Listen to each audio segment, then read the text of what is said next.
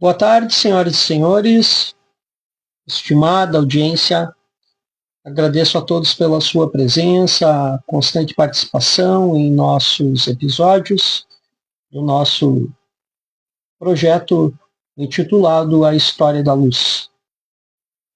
Neste momento, avançamos no nosso estudo que trata dos arcanos do tarô, no caso, especificamente os arcanos maiores, que são aqueles aos quais demos mais atenção na nossa caminhada, nos nossos estudos, nossas meditações, principalmente pela correspondência cabalística que cada um deles possui, ligadas aos caminhos da árvore da vida, e lembrando que cada um desses caminhos, Sonorot ou Sekel, estes caminhos, eles estão também ligados a uma letra do alfabeto hebraico, o que pode, de certa forma, nos possibilitar uma interpretação cabalística mais adequada. Na visão dos estudantes martinistas, nós não praticamos nenhuma inversão de arcanos, algo que, no caso, implicaria também numa inversão destes arcanos, desses arquétipos que são tão tradicionais e que cada um está ligado a uma letra hebraica. As inversões, então, elas estariam também invertendo a ordem das letras hebraicas nestas correspondências. Obviamente, partimos do inexato e não do exato. Nós partimos de uma observação que é dada pelos homens, ou seja, uma interpretação que é dada pela humanidade. De forma alguma nós temos aqui alguma coisa que venha ou tenha sido criada por meio de decreto.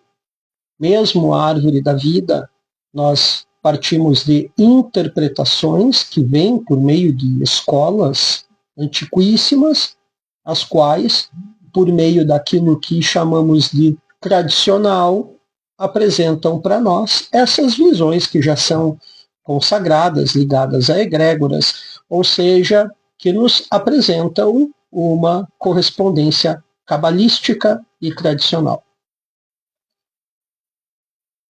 Tanto o tarô, ou seja, os arcanos maiores, quanto as letras hebraicas, e sua correspondência com os caminhos da árvore da vida, também são, de certa forma, tradicionais, mas, volto a lembrar, inexatos.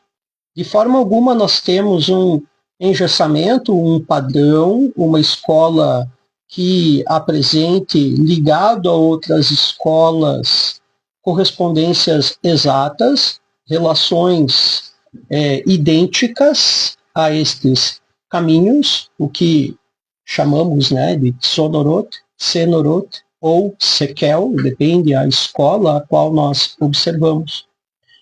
Estes caminhos que nós utilizamos aqui no nosso estudo vêm de um autor a qual eu o considero com grande estima. Tenho também uma outra visão que provavelmente lá no final do nosso estudo nós podemos observá-la também, mas de certa forma nós não relacionamos esse nosso estudo com os estilos ou formas utilizadas por aquelas escolas como Golden Dawn, Otto, Astrum Argentum, Fraternitas Saturni, nenhuma dessas. O que nós vemos, esses pontos que podem ser extremamente esclarecidos pela fala inicial aqui do nosso episódio de hoje. Se nós invertermos os caminhos, nós não estamos também invertendo as letras? De forma alguma nós inverteríamos a ordem das letras hebraicas, porque elas possuem uma correspondência antiquíssima. E estas, que nós chamaremos de letras sagradas, o alfabeto hebraico, ele, de certa forma, ele apresenta para nós algo muito mais próximo da divindade do que nós imaginamos. Talvez as letras hebraicas estão muito mais próximas da divindade do que a própria os próprios esquemas da árvore da vida, que muitos de nós sabemos que são inúmeros. O esquema de esferas, ou como alguns dizem, né, o esquema sefirótico, ou o esquema como alguns mesmos chamam, o esquema das bolinhas e caminhos, ele é apenas uma das visões. Mas é aquele que nos apresenta a correspondência dos túneis que ligam uma sefira à outra. Então, o esquema sefirótico, para nós, ele tem bastante relação, e é claro que nós estamos falando de algo que é estabelecido por escolas também antiquíssimas. Alguns autores já não levam em grande consideração esses esquemas e trabalham apenas com o pensamento, a conexão com este arquétipo de cada uma das sefirot, no caso. Cada sefira, né, estaria conectada a outra por meio de um caminho. Um caminho que ele é astral, nós sabemos, ou talvez, né, em alguns casos até celestial. Se falamos de tríades superiores, obviamente aqui é uma pontuação minha. Eu estou falando de algo que vem de uma escola específica, é um olhar meu, pensando que aquelas tríades superiores talvez estão já num plano celestial. Das tríades inferiores, ou seja, das 7 sefirot fundamentais, aquelas que estruturam os 7 dias da criação, elas provavelmente estão ali no mundo astral.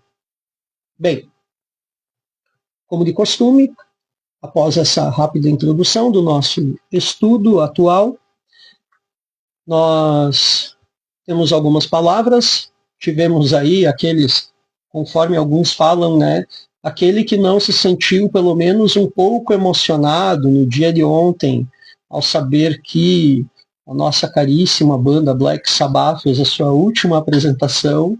Ele é um ser humano muito frio. Claro que estamos aqui falando daqueles que gostam aí do metal, do rock and roll, né? Alguns alunos me pedem, professor, você é rock and roll, né? Eu digo, sim, eu sou rock and roll. Não podemos esconder isso, até porque é muito provável que muitos dos que hoje estão na caminhada das ciências ocultas, eles aprenderam bastante coisa aí com as nossas queridas bandas de metal. Então, para sempre, o dia 5 de julho de 2025 ficará marcado como a despedida desta banda tão querida por muitos, Black Sabbath. Bem, avancemos então na nossa caminhada, daqueles que caminham o caminho, né? O caminhante que caminha o caminho, ou seja, o buscador.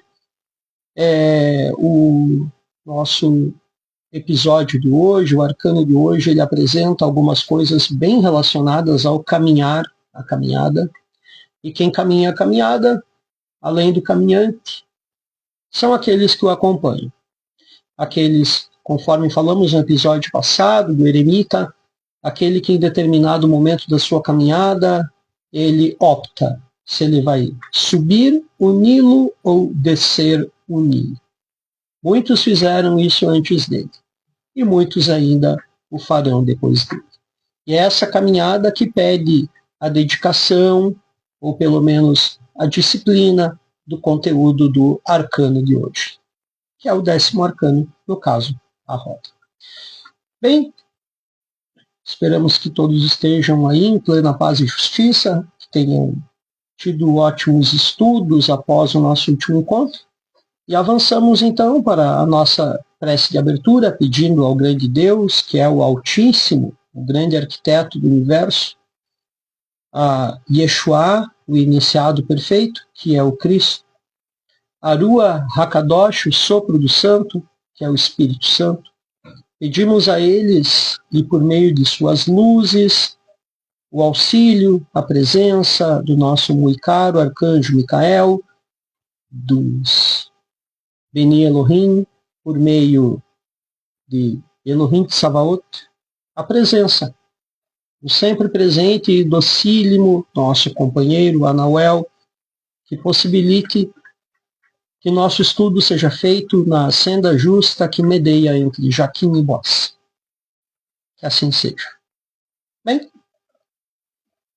nosso último episódio, então, tratamos deste nosso querido amigo, aquele que muitos o sonham como mestre, o velho sábio, o eremita.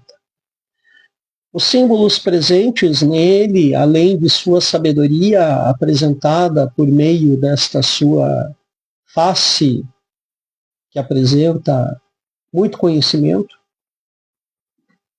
é o seu manto, que mostra que ele faz parte dos iniciados, o cajado daqueles que fizeram o caminho antes dele, que vai auxiliar não apenas na caminhada dos antigos, mas na nossa caminhada e na caminhada daqueles que virão. E este objeto mágico, provavelmente um objeto fictício, porque ele não é por si só um objeto, mas sim o símbolo da tradição, que é a luz. Como falei no episódio passado, o nosso estudo, a história da luz, fala deste objeto. Fala deste aqui, desta misteriosa luminária, desta misteriosa lâmpada que tem a luz aqui dentro. E não é uma luz física, é uma luz astral, aquela que possibilita para nós o acesso ao conhecimento. O próprio objeto por si, ele nos lembra Nahash, que não é ninguém menos que a letra Tet, que está provavelmente contida de forma velada aqui. E ela é quem? É a serpente. Ao falar de Nahash, nós falamos da serpente astral, daquela que possibilita o nosso contato com este plano, onde as ideias chegam ao momento limítrofe entre a sua origem e o seu destino final, que seria aqui o mundo da manifestação.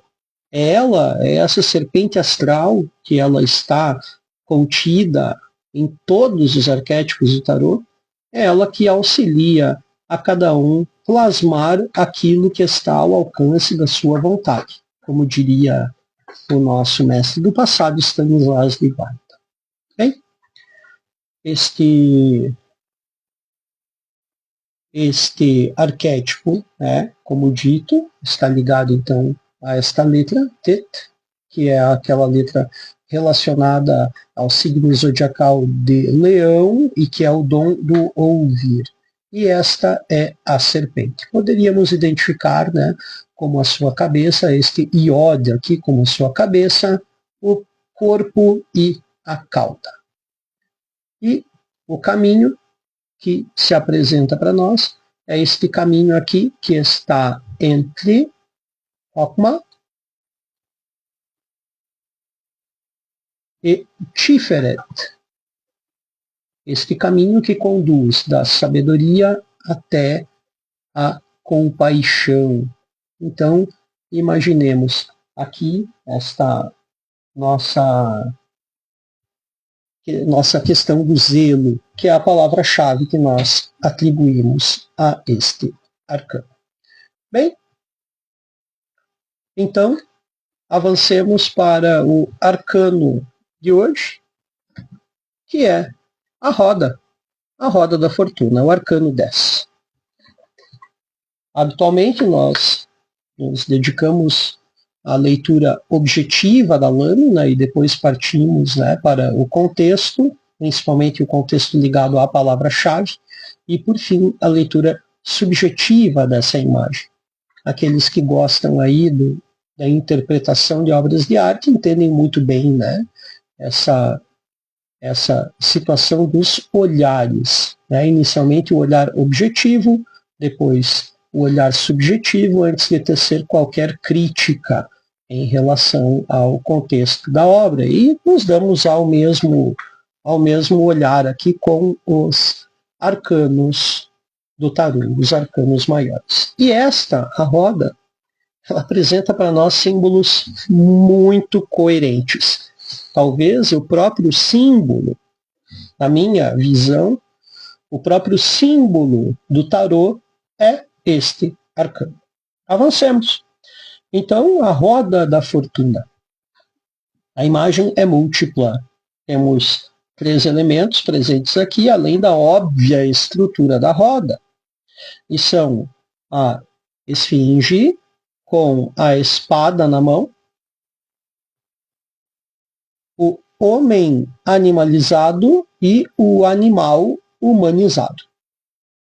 Um descendente e outro ascendente. Aqui que está, podemos dizer que o segredo deste momento. Outro é este patamar que está embaixo da esfinge. Bem,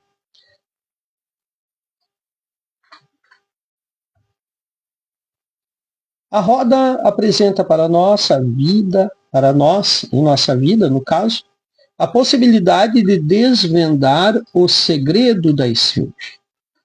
Decifra-me ou devoro-te é a chamada que ela nos faz para o nosso despertar. E esse despertar não é apenas físico e material. Para isso, apenas é necessário desvendar a charada da esfinge, que é aquela clássica, né, que provavelmente todos vocês já conhecem, mas é a parte do nosso contexto aqui. Qual é o animal que possui 4 pés na infância, 2 na idade madura e 3 na velhice? Decifre então essa charada e não será devorado pela esfinge. E não é literal esse devoramento, mas sim é o domínio que ela fará de você até a sua compreensão dessa situação que ela te apresenta. Ao decifrar, como de costume, ela dirá então, ok, agora você está liberto e já cumpri meu papel. E assim ela te dará o dom de estacionar a roda das existências. Essa é a autorrealização que os mestres conhecem. A libertação do ciclo das existências e o poder de parar a roda que determina e comanda essas existências. Alguns símbolos são apresentados para nós aqui. É claro que alguns vão dizer é a criança que anda de 4 pés, depois o adulto que anda com 2 pernas e o velho que precisa da bengala, do cajado. Mas temos algumas outras observações. No caso aqui, o animal de 4 patas apresenta para nós o karma, a vida que chega aqui com o fardo do karma. O 2 é a vida com a busca pela aniquilação e, quiçá, podemos dizer, a vida com o karma aniquilado e os objetivos envolvidos, que vocês saberão muito bem, que nos leva então a esse contexto do número 3, que é a vida e a escolha por seguir efetivamente o Dharma. Autores clássicos dentro da escola martinista, principalmente Martinet de Pasquali e depois Saint-Martin na sua fase pré-Böhm, antes, né, vamos dizer ali dos erros e da verdade, onde ele apresenta para nós bastante o estudo dos números. Ambos autores nos apresentam que o número par, ele é um número imperfeito, porque ele ainda precisa de algo para complementá-lo. E já o número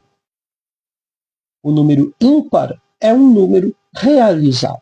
Então, nesse caso, nós temos o 4 e o 2 como números não realizados, que apresentam para nós, então, algo necessário, e o 3 como a vida com um objetivo completo. Obviamente, o 3 também nos conduz à interpretação do triângulo, que é um triângulo que está aqui muito bem apresentado na lâmina, que é o triângulo do descendente, o ascendente e o estabilizado. Podemos chamar essa plataforma aqui, onde a esfinge se encontra, de Nirvana, ou a autorrealização.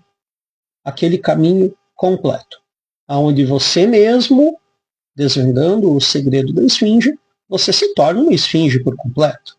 Essa é a minha visão. Por quê? Porque você tem aqui, o conhecimento da lei e da justiça, que é essa lâmina em sua mão. A leitura subjetiva, então, da lâmina, a figura da esfinge, sob um patamar. No topo da roda, demonstra para todos nós que ela dominou o ciclo das existências por meio da vontade de autorrealizar-se. O homem animalizado que desce, aquele preso ao karma, apresenta a triste imagem do homem decadente, que perde a cada dia a sua condição humana e equipara-se à dos animais ao entregar-se aos vícios. Do outro lado, subindo a roda na posição ascendente, o animal, que a cada dia mais evoluído, humaniza-se, chegando mais próximo da autorrealização por intermédio do combate aos vícios. Ou seja, alimentar o vício alimenta o karma. Controlar o vício apresenta a dedicação ao Dharma, ou seja, o fardo da vida, karma. O sentido de vida, aquilo que vai ajudar na sua progressão como alma, como indivíduo, o Dharma. Essa é a forma correta de encontrar a virtude. Por meio do quê? Do combate ao vício. Combate e subjugação. E, de forma alguma, a aniquilação. No momento que você aniquila o vício, vem outro vício no lugar dele. Aproveitando-se do quê? Daquela lacuna, daquela brecha. A roda é o ciclo das existências terrenas da alma humana. Ao estacioná-la, ao parar o seu giro, o ser encontrou a perfeição e assim não é mais necessário existir. A lâmina nos sugere, nesse ciclo dos seres, a visão da transmigração em algum momento. Por quê? Porque nós temos o animal, nós temos o ser humano, nós temos a roda que gira das existências. Mas fica muito mais claro que nós tratamos aqui de karma e dharma, não de metempsicose, mas sim da evolução do ser humano dentro daquilo que lhe é reservado. Aqui é um simbolismo. Tá? De forma alguma voltaremos a ser animais nesse ponto aqui da existência. Como Pitágoras apresenta, Buda também em todo o seu dilema, sua luta por isso, né? Onde nos tira daquela escravização, da transmigração, achando que se nós evoluirmos, nos tornaremos animais, ou plantas, ou minerais novamente. Não. Tem um contexto muito antigo que diz que seria justo você reprovar no 9º ano e ter que retornar a fazer o 8º ano. Então, se você retornou no 9º ano, você vai ter que retornar no 9º ano. E assim até que você entre nos eixos. É claro que aqui estamos falando de um eixo tão... Eu gosto muito disso no Tarot de Marsella, por essas perspectivas vagas, errôneas, onde mostra um primitivismo que, de certa forma, ela afasta aqueles que não têm olhos para ver. Bem, pela busca entre a aniquilação do karma e a dedicação ao Dharma, que haverá o verdadeiro diálogo da esfinge com os seres. Um tanto confuso, é claro, mas ninguém falou em momento algum que seria fácil, não é? Nós vamos agora para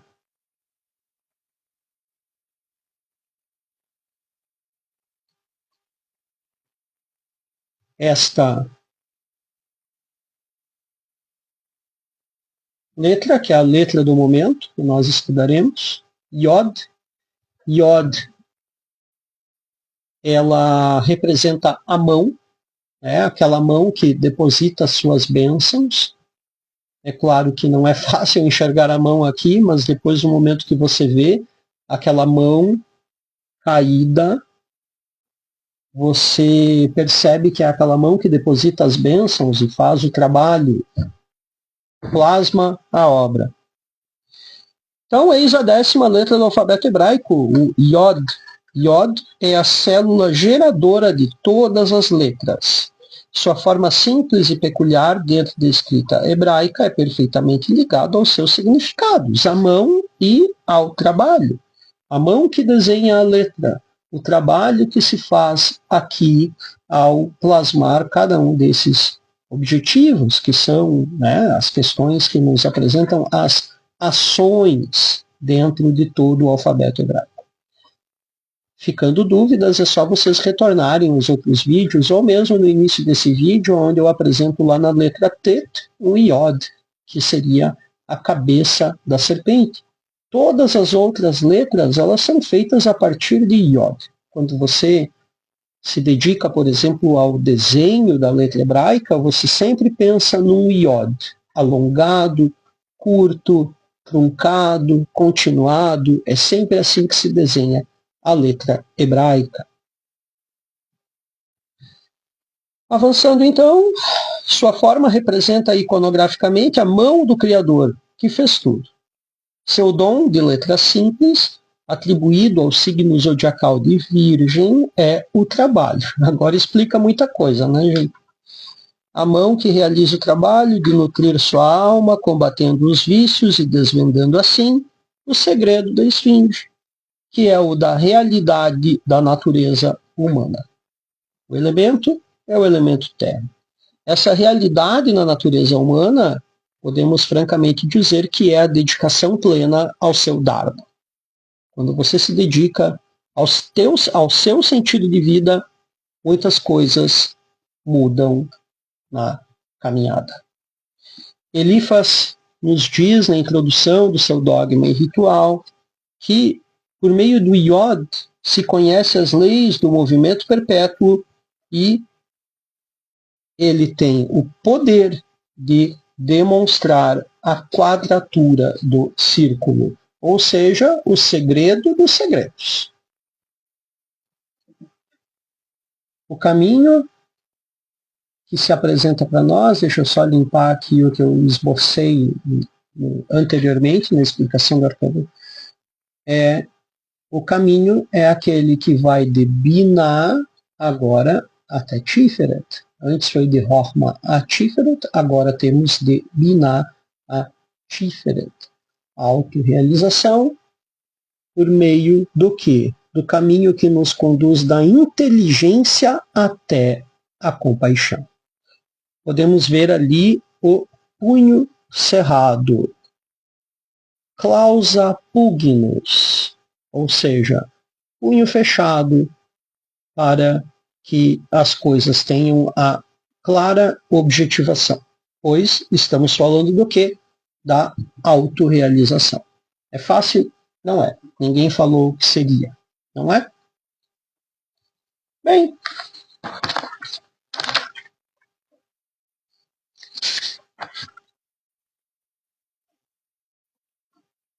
temos hoje este objeto aí para o nosso estudo. Espero que lhes sirva de alguma forma em suas meditações. Como eu disse, na minha visão, a roda é aquela que apresenta talvez todos os sentidos. É claro que eu posso falar isso de vários outros arcanos, mas é uma lâmina que nos apresenta talvez tudo aquilo que poderia ser objetivado por aquele que busca conhecimento por meio dos arcanos maiores. Por quê? Porque ali nós temos karma, dharma e a situação final, ou seja, dominar o segredo da esfinge. Espero que todos estejam muito bem, que passem uma ótima semana. Agradeço a cada um que participou da nossa transmissão. Em breve estaremos com o vídeo postado lá, upado no YouTube e no Archive. Aqueles que queiram se aprofundar um pouco mais no nosso estudo, nós temos lá o nosso canal no Telegram, onde normalmente os links estão postados. Também tem lá o link para o nosso grupo de estudo do tarô. Estamos, né, nesse momento de instrução, então parte do estudo, da compreensão aqui de cada uma das nossas postagens semanais. E, enfim, espero que todos fiquem muito bem. Nosso agradecimento aos nossos incentivadores, ao nosso querido irmão Júlio Bolles, por ter nos auxiliado com o equipamento para essas transmissões.